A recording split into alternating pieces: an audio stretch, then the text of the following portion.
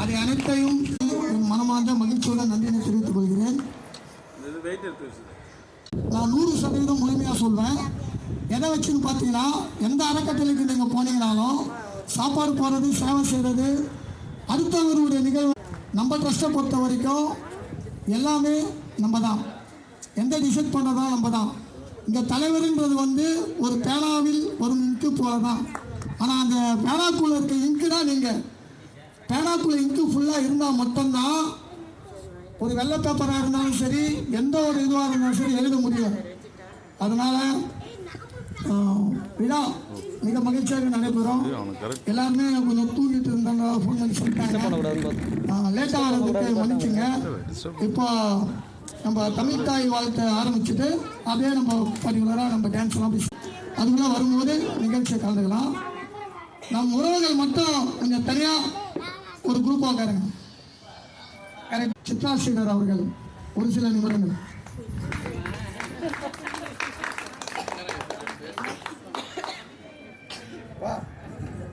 என்னுடைய மனைவி.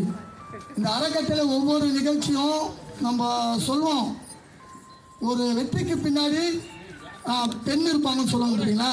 நான் அதை மட்டும் ஒத்துக்க மாட்டேன். ஏன் சொல்லுங்க? என் வெற்றிக்கு முன்னாடி தான் பெண், பின்னாடி கிடையாது.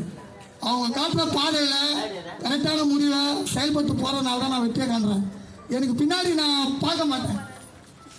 ஓகேங்களா? அதனால் இனிமேல் எங்கே போனீங்கன்னாலும் நம்ம வெற்றிக்கு பாதைக்கு பெண் முன்னாடின்னு சொல்லுங்கள், பின்னாடின்னு சொல்ல. பின்னாடி நம்ம நிழல் தான். ஓகேங்களா? அதனால் அவங்கள பேரை மட்டும் சொல்லி அறிமுகம். என் பேர் சித்ரா.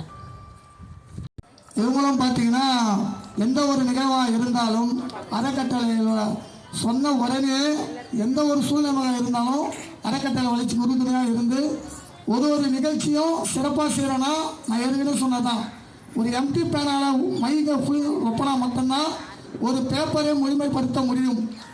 அந்த மையாக என்னுடன் செயல்பட்டு உறுதுணையாக இருக்கும் என் தங்க ரேகா அவர்களுக்கு இந்த நிகழ்வை நன்றியை தெரிவித்துக் கொள்கிறேன். அனைவருக்கும் எந்த ஒரு நிகழ்ச்சியாக இருந்தாலும், எந்த ஒரு இதுவாக இருந்தாலும், எத்தனை மணியாக இருந்தாலும் அம்மா மஞ்சுளா வாணி அம்மா அவர்களுக்கு வருக வருக வரவேற்கிறோம். நன்றிம்மா. உங்கள் வித்யா பற்றி சொல்லணும்னு பார்த்தீங்கன்னா, ஷார்ட் வீடு எனக்கு குறைஞ்சபட்சம் ஒரு 15 வருஷமாக தெரியும். என் கூட எந்த நிகழ்ச்சிக்கு போனாலும் கட்டாயமாக கூட வருவாங்க. என்னடா மெயினாக அதுக்கு அம்மாவுக்கு தான் நான் நன்றி சொல்லணும். எந்த ஒரு ஜென்ஸு கூட ஒரு வயசு பொண்ணை பற்றி யாரானா யோசிப்பாங்க. இது 100% உண்மை. ஆனால் கடவுள் எனக்கு கொடுத்த மிகப்பெரிய பிரசாதம் என்ன தெரியுங்களா? என் கூட எந்த சகோதரிகள்